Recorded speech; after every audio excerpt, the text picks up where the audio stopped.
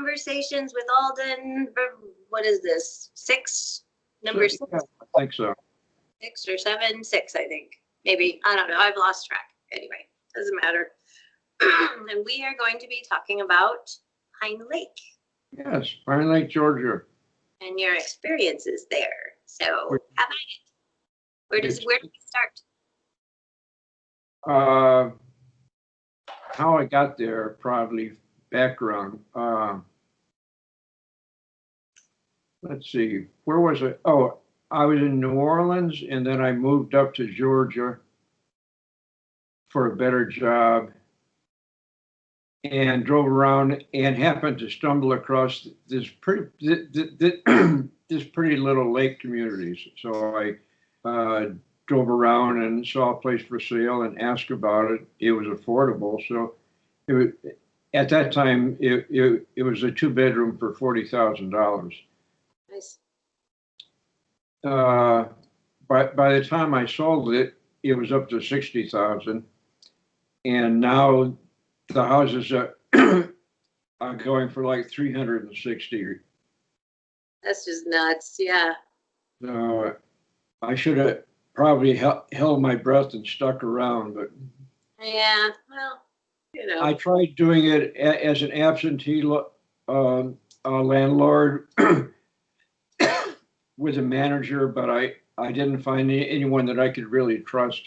Yeah, that's a tough thing to do. My brother-in-law did that for a while, and it's a lot of hassle. So anyway, Pine Lake and the civil rights and anti-civil rights movement. When I was in Pine Lake, sometimes I'd go to meeting in Atlanta at the Friends meeting, and Quaker meeting, and in the old days, that's where Martin Luther King and the other black civil rights clergy would meet with the sympathetic white Baptist clergy. The civil rights movement was basically a dialogue between black Baptist and white Baptist. So there was that was about, I don't know, it was a short commute west of Pine Lake to Atlanta, and Ebenezer Baptist, where the new senator is now the minister, Warnock. Okay. Let's see. What was your job that you got there? Oh, I was evaluating disability claims for Social Security, things that I did variations on for many years. Yeah. Let's see. Oh, and of course I was on the Pine Lake City Council.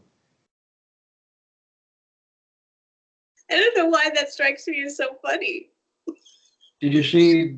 You don't seem like the city council type.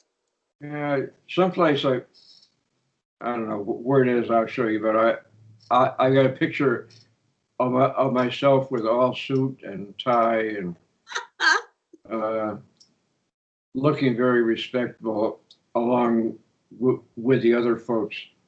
Oh, funny. Now, did you get a chance to watch that video, Welcome to Pine Lake?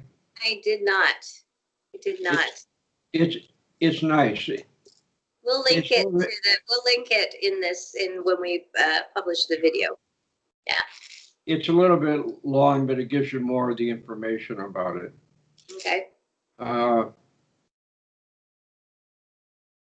One of the fun things that I did in Pine Lake was to reactivate their music program by using my connections in the Atlanta Folk Music Society to invite the gang out to Pine Lake for a meeting, and everyone just thought that was so neat. Yeah. Like a big party. Yeah, I'll never forget one of the Pine Lake guys did clogging. Ah, So he worked that in with the music. You know, you can clog to the yeah, music. yeah. And everyone was delighted with that. Fun.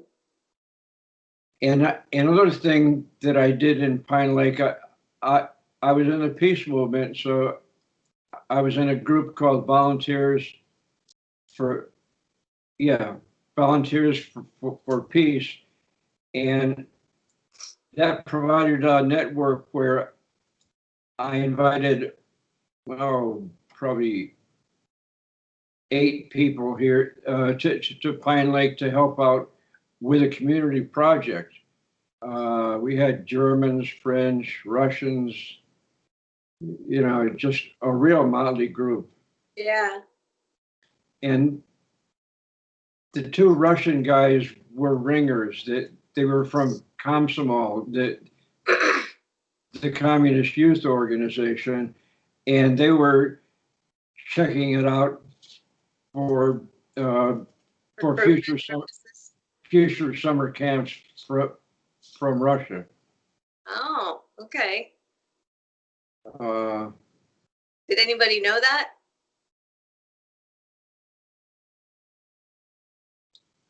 I don't, I'm not sure. They didn't quite know what to make of these guys. Yeah. Uh, we were down by the lakefront one day, and the shaggy guy in a Harley pulls up and chats with our visitors and invites them over to, you know, for a beer. Hmm. I said, "Oh shit, bunch of commies going to go into some biker's den, you know, that Come out never the same. this may not end well." Hmm. So they went up to the guy's house, very nice house, and let's see, they looked at his collection of model planes, and they were next to the licenses on the wall. These were all the planes that he was licensed to pilot. Wow. You know, so Yeah. so then you know, well, when we saw the nice house, we thought, oh Jesus, he's a dope dealer. Yeah. But then when we saw the planes, oh no, he's a dope runner. Yeah. What was he really? It turned out that he was an engineer who had gone to Georgia Tech, uh, and he worked developing electronics for Chrysler cars. So that explains the money then. Yeah, Yeah. and he just liked to have his second house in Georgia so that he could enjoy the warmer motorcycling weather. Right. He was up in Michigan or someplace it was miserable. Yeah. That's funny. Let's see. Another great lakefront scene was when the mayor was talking with Yuri, I think, about Russian wrestling compared to American wrestling. And Yuri's English wasn't that good, so he said, "Let me show you." And he picked up the mayor and put him on the ground on his back, you know.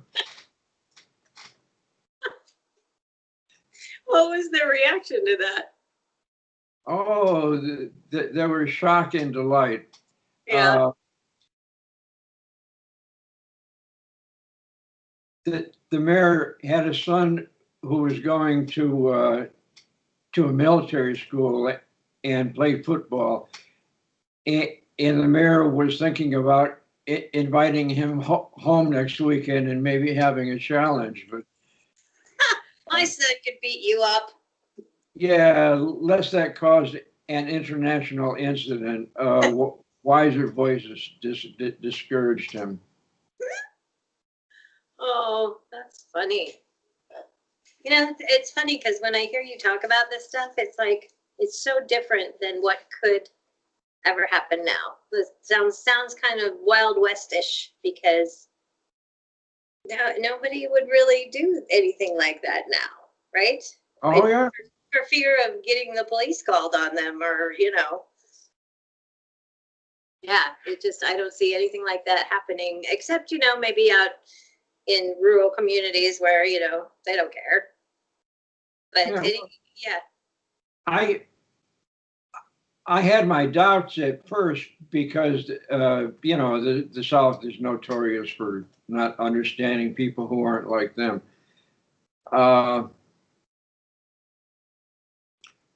But then I found out that Southern hospitality beats all.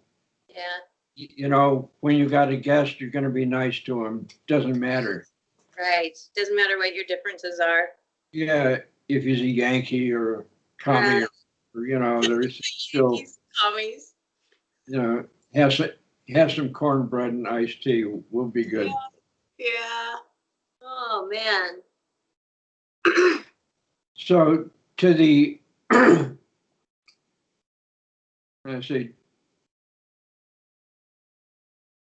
if you go west from Pine Lake, not very far, a short drive, few miles, you get to like the Ebenezer Baptist Church in the center of the civil rights movement and the whole a whole hotbed of people who are very good at that. Mm-hmm.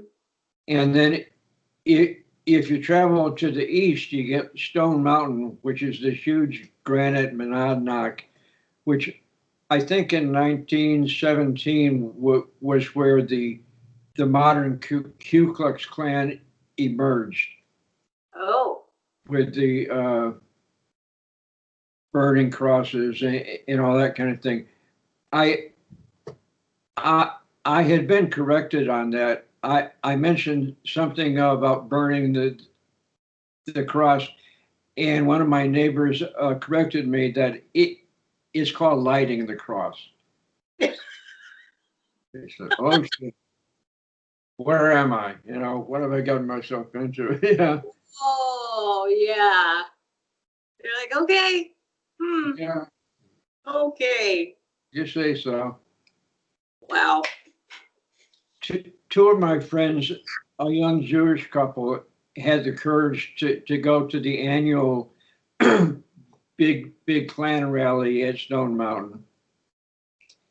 And they found it interesting until the night began to wear on and the fires were burning and the people were starting to chant white power, Yeah.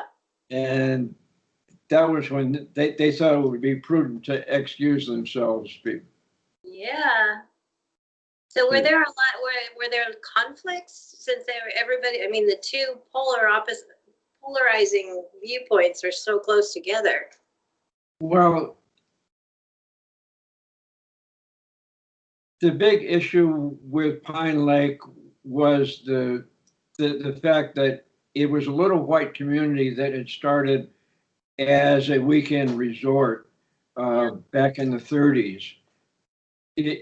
At that time, it was way out of town. It was for the people from Atlanta who wanted a nice cottage by a lake to get away from the city from. Right. No more than 1,000 people top.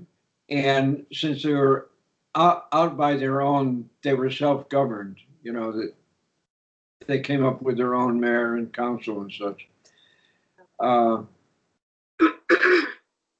Let's see. Oh, yeah. So it was a little white collar. Oh, and the suburbs grew out around it. The people who have been newly affluent because of the effects of the civil rights movement. So Pine Lake is kind of this little white enclave in the middle of a black DeKalb County suburb. Uh, and there was one road, Rockbridge Road, that kind of ran along the side of town, but was legally still into town. So what the police would do would be to place themselves out there. The road wasn't long enough to run a speed trap, but there were plenty of people with expired tags or no tags, and Yeah. And then you run the tags, and it doesn't come up to the car, and or come up to the same car, and you talk to them, and they don't have a license, and they don't have insurance. So the traffic court stayed busy and produced enough revenue so that the police department paid for itself. And Pine Lake was the safest community in the Atlanta area, which is not a safe area. Yeah. So being on the city council, I wasn't sure whether I wanted to endorse that. So I got a clicker and some paper, and I went out to Rockbridge Road and kind of eyeballed who was driving past and the proportion of white to black. And then I checked out the traffic court, and it was about the same. And they weren't going out of their way to pick on people. That's just who was driving past. Right. But apparently that answer didn't satisfy the civil rights people. So they. Yeah. Yeah. Because what they were doing is making money off of people of color driving past, right? Yeah, that's what it turned out to be. Yeah. I think it sounds like they deliberately picked a location where that would be the case. Maybe.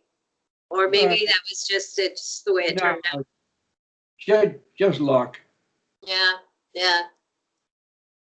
I'll give you one story. I told you I was doing international friendship work, and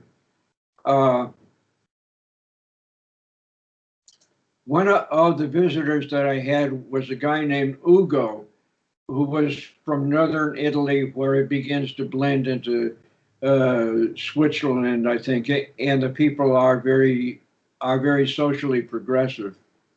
Mm-hmm. So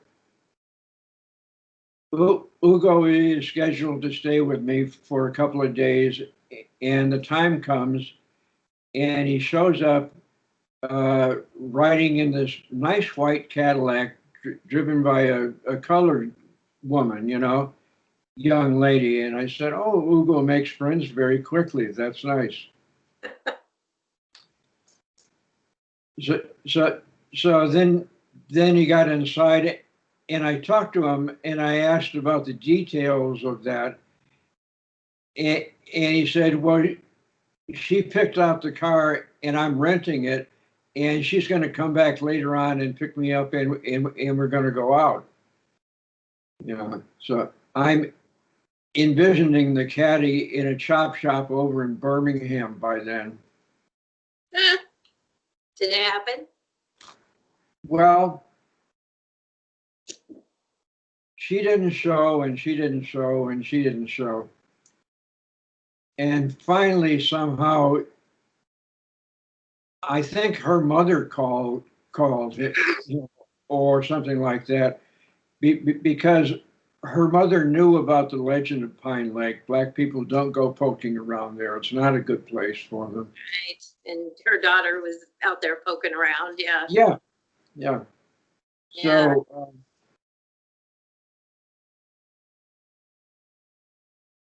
did she ever show up with the caddy? Yeah, the car came back. The girl came back, but didn't stay. And Ugo learned about American reality a little bit. Yeah. Oh. It's, Yeah. so did you, I seem to remember a story that you told about Pine Lake where you had, it was a sort of a party to promote desegregation, kind of, where people from both communities came. Did you tell me a story like that? I don't think so. Um, There weren't a lot of black residents there maybe that was something else I was thinking of. to pick from. I tried going with a couple of friends of mine uh, to a local black church, which was it was big and very enthusiastic, and they had uh, a guest minister from Brooklyn, New York there, Wow. and he was commenting that you people are very enthusiastic. He said you're acting like a bunch of blank, and there's even white people here. Wow. And there's a difference between the way black people behave around white people and the way they behave among themselves. Okay, so that's what that comment meant. I was just like, yeah, okay, that makes more sense then. That's where I learned that when I was thinking about attending a black church, that I should probably call first and ask whether they're comfortable with white Yeah, people. yeah. It's And kind of, a lot of places are used to it, some not so much. So yeah, yeah. It's always best practice to ask. yeah, So, I mean, it's a very white thing to have the assumption that you will be welcome anywhere, well, right? I that's when I tried to talk to my fellow workers about the Servos program. A lot of them found it interesting, but the black people would never consider that because it isn't their habit when they're traveling to go stay with white strangers, Right, right. you know, or Most or likely justifiably so. or white people in general or strangers in general. So Yeah, yeah, so this sounded like an amusing idea, but it wasn't on their playlist. yeah, yeah, and justifiably so, I would imagine, right? Well, yeah, Their there are experience reasons. with There- strangers and white strangers probably wasn't that great, Right, right. right? So yeah, I'd be a little gun shy myself. Did, did you see the movie The Green Book? Do you know about the Green Book? No. Blacks used to carry a book when they were traveling. They gave the names of the friendly restaurants, the friendly motels, places where they'd be welcome, Yeah. and they guide their travels according to that. I have a friend now who has had experience with sundowner towns. With what? Sundowner towns? Like you better not be there after sundown. Okay. Yeah. Yeah, It's still a real thing some places, and it just blows your mind that even in 2020, 2021, this is still a real thing. yes, yeah. Yeah. Oh, there's still pockets. Yeah. I told you about my trip through Mississippi, the with the general store. No. I I was coming back from a road trip to Connecticut, and I was taking the leisure way, kind of going cross country across Mississippi in the south. And I stopped by a general store. There's a store, and there's a big parking lot, and there's the overhanging trees. I stopped because there was an eclipse of the sun that was supposed to come up. Or so I was watching my watch and kind of, waiting in the store, and then I went out, and it was wonderful because I don't know whether you've ever seen that, but when the light from an eclipse gets filtered down through a tree, it breaks up into 1,000 little crescent moons that are Yes, scattered all. I saw that with the last eclipse. Yeah. You seen that?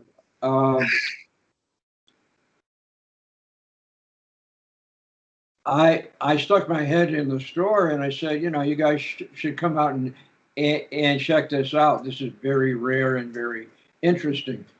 They were pretty sure that anyone who went outside during an eclipse would be struck blind. Really? Yeah. So they're like, nope, no thanks. That was their understanding of the science of it. Right. Which probably came from people looking at it and going blind. Yeah, missing out some of the missing pieces. Yeah. Wow. But there's a level of density there that people who have benefited from a reasonable liberal education have no idea. Right. Yeah, and I have, in my experience in the whole of 2020 with everything that's happened, the one thing that I do know is how much I have been unaware of because it doesn't impact me, right? Like if it's, and it's kind of like you become inured to violence from TV and news and things like that. So it just becomes this, at least for me, this is my experience, becomes a constant hum in the background. And the individual cases of violence don't stand out because it's just constant. It's constant and you know it's there, but you can't do anything about it. So you just, and it doesn't affect you personally. Uh-huh. So you just kind of let it be that buzz. And then all of a sudden last year, I'm like, holy shit. Like, this is affecting people that I know, people that I love, and I have been ignoring this. And I am ashamed of the fact that I have been ignoring this. And then you go on to say, well, what do I do with this? Right? Do I get somebody else to make me feel better? Or do I figure out what I can do? Yeah. Right. So this just been revelatory for me personally. But it's human, right? Yeah. Like it's overwhelming and impossible. And so you just kind of make it go away if you can, but there are people who can't. Atlanta bills itself as a city too busy to hate. That they're so busy hustling that they've gone beyond racism, which is not quite the case. Yeah. Yeah. Where was I going with that? I don't know, but we're about at half an hour anyway. So let's wrap this up so that people will continue to watch bite-sized pieces. What do you want to talk about next week? Any ideas yet, or should we think about it? Well, I've got the big story about the time that I participated in that French movie. I'm not sure that that's a 20-minute story, though. That might have to go in segments. Yeah, let's do that next time. That was a lot of fun. After that, I'm not sure. I'm running out of great story. You won't run out. We'll dig deeper, find some more stuff. Okay, next week is French movie. Alden Thompson in a French movie. And we're going to wrap it up for this week. Yeah. This was a really good one. I really liked it. It was really interesting. Good. Yeah. if anyone wants background on the French movie, look up Cinema Militant, CINEMA MILAT, TAN, MILITANT. Cinema Militant, Okay. We'll See- attach that next week. So this one, I'm gonna attach that video about Pine Lake yeah, in the comments for this one. And we'll do that for that next week. yes, well, yeah, by the time the Welcome to Pine Lake documentary was filmed, all the people on the city council were women. Ah, be Uh, interesting to see the change then. yeah, Yeah, okay. All right, well, we'll link that in the comments and then we will sign off until next week. very good. Nice to chat with you again. Bye for Yeah, very much so. Thanks, Alden. now. Bye now. Bye.